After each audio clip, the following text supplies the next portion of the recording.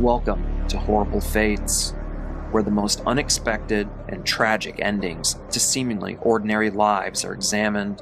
We will take some time to explore the darkness that can lurk just beneath the surface of everyday existence. Welcome to The Cellar.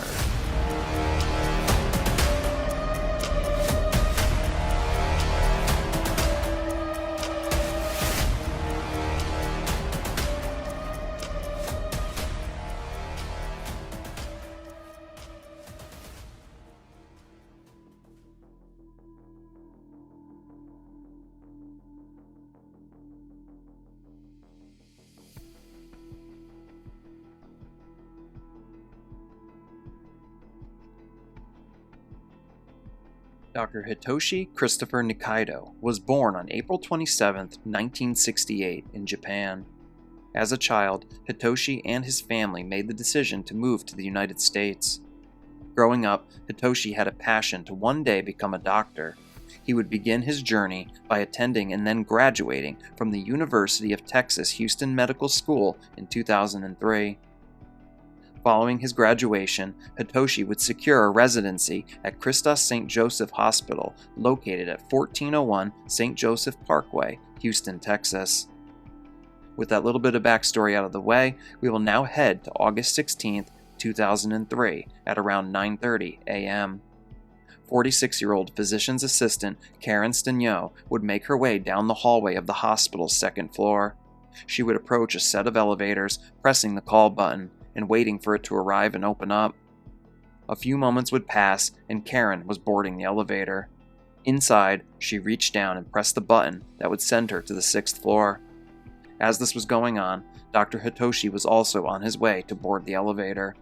As he approached the open door, he would throw both of his hands up and state, "Finally, they're working again." As he reached the elevator's entrance, the doors began to slowly close. As most people would, Dr. Hitoshi expected the doors to open back up immediately. But that's just not what happened. Within the blink of an eye, the doors closed in on Dr. Hitoshi. He was soon trapped with part of his body, more so his head, inside the elevator, while the rest of his body was panicking outside of it. In shock, Dr. Hitoshi began yelling, as Karen Stenyo looked on in horror from inside the elevator. Within a couple seconds, the elevator would begin moving, making its way up towards the 6th floor. Before Karen had any time to react, it was too late.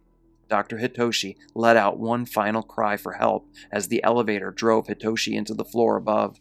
Karen would jump back in absolute horror as blood sprayed into the elevator. A cracking sound could be heard, followed by a thump as part of Dr. Hitoshi's head hit the floor of the elevator in front of Karen. The elevator would come to a stop as the rest of Dr. Hitoshi's body plummeted down the elevator shaft, landing in a crumpled mess of blood and bone below. The entire ordeal was like something out of a Final Destination film. Karen stared on in horror, still unable to process what she just witnessed. It would take the fire department over an hour before they were finally able to rescue Karen from within the elevator. As for Hitoshi, nothing could be done. He was pronounced deceased at the scene. The investigation was soon underway to determine what had happened. First was the autopsy. Results would show numerous injuries to Dr. Hitoshi Nikaidoh's body. He had broken ribs, spinal injuries, cuts all over, and a portion of his head had snapped off at the upper jaw. An absolutely horrible way to go. With the autopsy now complete, investigators continued their work looking at the elevator. It was first discovered that the elevator had been closed periodically for a few weeks prior to the incident. The Delaware-based Cone Elevators were in charge of repairs and maintenance and had recently done work in that elevator. As investigators looked over the elevator piece by piece, they would soon discover that one particular wire had been placed on the wrong controller stud. This simple miswiring caused a bypass in the elevator's safety systems, the safety systems that would have kept the elevator from closing in on Dr. Nikaidoh. Following a thorough investigation, the police would release their findings to the public, and soon after, the family of Nikaidoh would file a lawsuit against Cone Elevators. Cone would end up taking full responsibility for their mistake. They would end up paying out an undisclosed settlement to the family of Dr. Hitoshi Nikaidoh. As for Karen, she would suffer from post-traumatic stress disorder following the incident. In the end, she also ended up with an undisclosed settlement. After all said and done, a promising young doctor lost his life in such a meaningless and tragic manner. I want to send my deepest condolences to all the friends and family of Dr. Hitoshi Nikaidoh, and I also want to send my deepest sympathies to Karen Stigneau. I truly hope that she has found peace after witnessing such a horrible fate.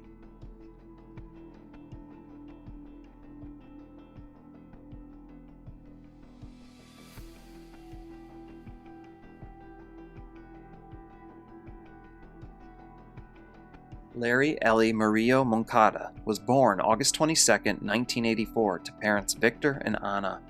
The family originated from Honduras, but early on in Larry's childhood, the family made the move to the United States. They moved to Council Bluffs, Iowa. Council Bluffs is located on the east bank of the Missouri River, just across from Omaha, Nebraska. It is Iowa's 10th most populous city, with a population of around 62,799 residents. There's not a ton of information about Larry's childhood, but it's said that he struggled with his mental health growing up, which led Larry to being prescribed antidepressants. The medications would help Larry to an extent, but he didn't always like how he felt on the medicine, as side effects for drugs can cause just as much of a disturbance in one's life. Now, let's jump ahead to November of 2009. It was Thanksgiving, and 25-year-old Larry was working a shift at the No Frills supermarket, which was located less than a mile or 1.6 kilometers from his home, where he still lived with his parents. After Larry's shift ended, he would head home, where his mother noticed he seemed a bit disoriented. Larry's mother asked if he was doing okay, and Larry told her he was fine, but a mother knows best, and Larry's mother was fearing the worst. She was concerned that Larry had stopped taking his medication again. November 28, 2009. A blizzard would hit Council Bluffs, Iowa. It was rough going outside, and Larry and his family stayed home while the snow continued to come down. As the day continued on, Larry's mother became increasingly concerned about her son. It appeared he was suffering some hallucinations, making his behavior erratic. Larry's mother tried to speak to him, but he wasn't making any sense. Larry was hearing voices, and they were telling him to eat sugar. Larry believed that his heart was beating far too hard, and the voices had convinced him that eating sugar would stop it from doing so. At 6:15 p.m. that evening, Larry got into an argument with both his parents.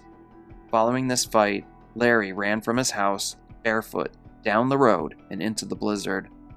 His parents called after him, but Larry was determined to get away. With Larry gone, his mother's concern had now hit a fever pitch, as Larry was barefoot, wearing only a navy blue hoodie and light blue pants, and he did not take his keys or his car. Now, this wasn't the first time Larry had left, so his parents were hopeful he would come home within a few hours. And that night, his parents would wait up for him, but Larry did not come home. The following morning, his family would head out looking for him, but they were unable to find any evidence of where he could have gone. The police would soon be called, and Larry was reported missing. Investigators would begin their search, but no sign of Larry was found. It was like he ran out that door and vanished into thin air. Pretty soon, days would turn to weeks, weeks to months, and months to years. Every year that passed by, Larry's mother hoped for a safe return. It would sadly take a full decade before the family finally got some answers as to what happened to their child. January 24th, 2019. Contractors were sent into the No Frills grocery store that Larry used to work at. Their job was to remove some old freezer units left within the store. See, this particular store location had closed down back in 2016. From 2016 to 2019, the store had been left all but vacant, with some random pieces of equipment being all that was left behind by the grocery store chain. As contractors worked inside, they approached one of the tall freezers and began pulling it away from the wall. As they did, one of the workers would soon yell "stop," as a grisly discovery was made. There, behind the freezer, was a mummified human body. No one on site could believe what they had just found. Soon, police were called to the scene, and officers had an idea of who this could be. It would end up taking 6 months, but in July of 2009, investigators released their findings. The body they had discovered was indeed Larry Murillo-Moncada. Larry had finally been found after all these years, and what's more bizarre is that he was so close to home all this time. But how did he end up behind the freezer? And how had he gone so long back there without discovery? Following the autopsy, police determined there was no sign of foul play. This had simply been a sad and tragic accident. In the end, investigators believed that Larry left his home on foot and in the snow. He then traveled to the only other place he was comfortable and familiar with, his workplace. Once inside the grocery store, they believe that he climbed on top of the refrigerator units before he accidentally fell sideways into an 18-inch or 46-centimeter gap that was located between the wall and the back of the coolers. After he fell in, he ultimately became trapped at the bottom of the 12-foot-high or 3.7-meter drop. Now, the units were very noisy and they ran all the time, so detectives believe this is why no one heard Larry cry out for help. Following the discovery of Larry, some former employees came forward to speak on why Larry climbed up there. From what they have stated, employees used to take unofficial breaks by climbing on top of the coolers. This space on top was mostly used for storage, and an employee could hide out up there for a bit and relax. Also, the cooler itself was located in a back room of the store and was not in public view, which would probably be why he was never discovered. After some further research into the case, I did find some alarming comments that were left by people who used to shop at this no-frills grocery store. It turns out, if someone had investigated a little bit further, perhaps Larry could have been recovered sooner, as shoppers reported that the store used to have an awful smell back near the cooler area. This smell was so bad that a lot of shoppers refused to go back to the store, while other shoppers reported the smell, but for some reason, no one took the time or effort to find the source. In the end, Larry died cold and alone, trapped behind a cooler and pinned between it and a wall, just mere feet away from workers and guests. It's horrifying to think about, and all I can do is hope that Larry went quickly. The idea of him being trapped for days on end just sends further shivers down my spine. No one should ever have to suffer such a horrible fate. I want to send my sincerest condolences to all of Larry's friends and family.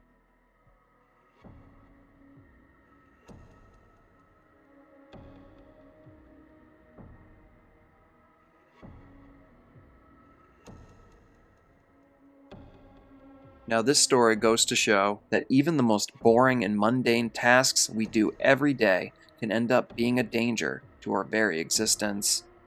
Brian Depledge was a 38-year-old father of 2 from England. It was September of 2011, and Brian was at home by himself working on some household chores.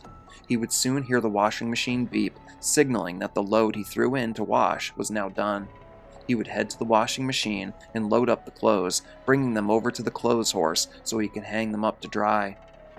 If you're uncertain what a clothes horse is a portable frame, usually made of wood, metal, or plastic, upon which wet laundry is hung to dry by evaporation.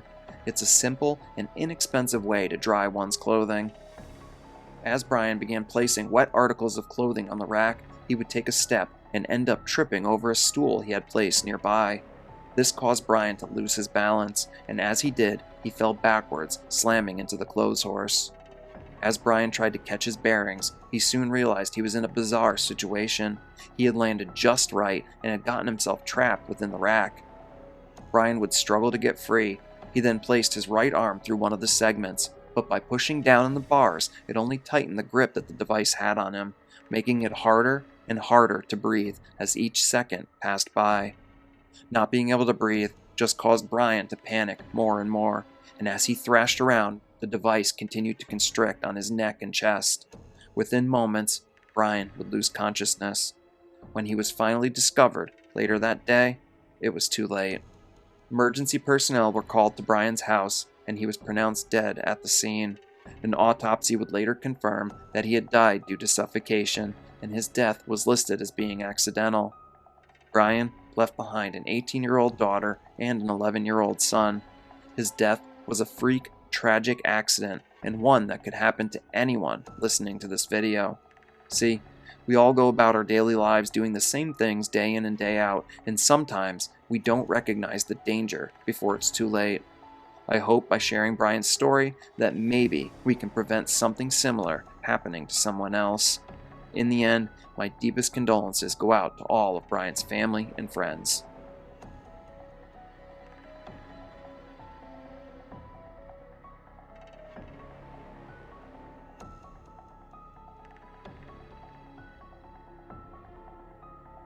Mark Gleeson was a 26-year-old man from Headley Down, Hampshire.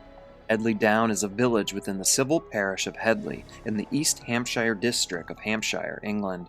It is 36 miles or 58 kilometers southwest of London and 1 mile or 1.6 kilometers east of Headley village centre.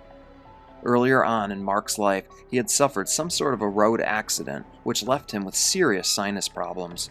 Those problems led him to develop a serious snoring issue, one that his family would poke fun at consistently. When Mark eventually formed a relationship with Tracy Lambert, the issue of his snoring became something he wanted to actively correct.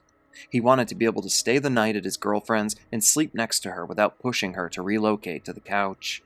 Mark decided it was finally time to do something, so he made an appointment and went to see his doctor to find out what options he had for fixing his predicament. Sadly, this appointment didn't end the way he wanted it to. After speaking to his doctor, it was revealed to him that his current situation had no options to correct his problem. Later that evening, Mark traveled to Tracy's place for the night. He was a bit bummed out about everything, so he decided to indulge in some wine. Afterwards, the pair prepared for bed, and Mark took a sleeping pill, hoping it may help with his snoring as well. It was around this point that Mark and Tracy discussed an idea they had. What if they took a couple of tampons and plugged Mark's nose? Could this solve the issue with Mark's snoring? Mark decided it was worth a shot, and soon fell asleep with the tampons plugging up his nose. From all reports, it doesn't appear Mark snored that night. But as Tracy arose the next morning, she was greeted by a horrible scene. She went to check on Mark and wake him up, but he was cold to the touch. She started to freak out, and that's when she checked and realized he wasn't breathing. Emergency personnel would rush to the scene, but it was far too late. Mark had perished. An autopsy would be performed, and it was found that Mark had died due to asphyxiation, due to a combination of the alcohol, sleeping pills, and the obstruction to both of his nasal cavities. In the end, Mark's death is a tragic and senseless one, and I want to send my deepest condolences to all of his family and friends.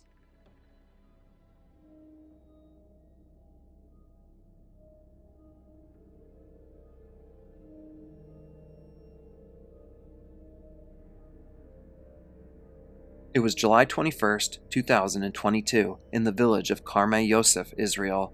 Karmeh Yosef is a community settlement in the Judean foothills in central Israel. It is located around 24 miles or 38.6 kilometers west of Jerusalem and has a population of around 1,700 residents. It was a beautiful, sunny day, and 32-year-old Klil Kimhi was attending a private work event that was being held at a beautiful villa that the company had rented out for employees.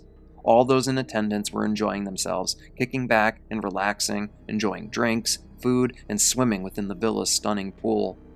As the afternoon continued on, Klil decided to jump in the pool to cool off. In the pool, he enjoyed a drink and sparked up a conversation with some fellow employees that he knew. Everything was going about as normal and as planned as possible, when out of nowhere, the water level within the pool began to recede. It all happened so fast. Most people didn't have even a moment's notice to react. The water level continued to disappear at an alarming rate as a vortex within the pool formed. This vortex didn't discriminate. As it began consuming the water in the pool, the numerous flotation devices scattered about, and the people who happened to be enjoying a swim.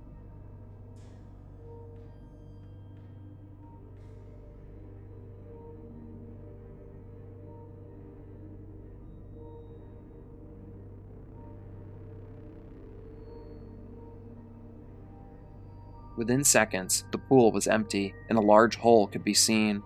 A bunch of patrons managed to escape, but 2 men were pulled into that hole. One man managed to climb his way back out, and miraculously, he had only suffered minor injuries. But Klil was not so lucky. He had been sucked deep into the earth below the pool. Onlookers would attempt to rescue Klil, but locating him seemed next to impossible. Soon, emergency services arrived on scene. It would take them hours of work, but eventually they were able to locate the body of Klil Kimhi. He had been consumed by a giant sinkhole that had taken him 43 feet deep into the earth below. For those that don't know, a sinkhole is a depression or hole in the ground caused by some form of collapse of the surface layer. Officials during the investigation discovered that the villa's owner had not obtained proper permits to build the pool. The owners would end up facing charges of negligent homicide, operating a business without a license, and money laundering. The infrastructure around this home had issues that would have resulted in the denial of a permit to build that pool, but the owners had gone ahead and built one anyways. Having this pool, in turn, increased the value of the home and made it so that they could rent it out for parties and events. The entire thing was profit-driven, and it resulted in a man losing his life in an absolutely horrifying manner. My condolences go out to all of Klil Kimhi's family and friends. A big thank you to each and every one of you for tuning in to another episode. If you enjoy the content I make here on the channel, then please hit that like and subscribe button. It helps the channel continue to grow. Also, you can check the description box below and find the link to my merch store and a link to my membership tier for the channel.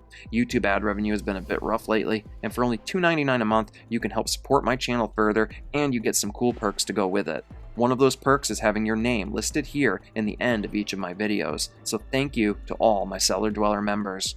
Also, if you'd like to submit a real-life scary story of any kind, please do so using the email linked in the description box below. As always, I do all the research, writing, recording, and editing for the channel myself, so anything that you do to help support the channel is greatly appreciated. And until next time, I will see you all again as we head back into the cellar.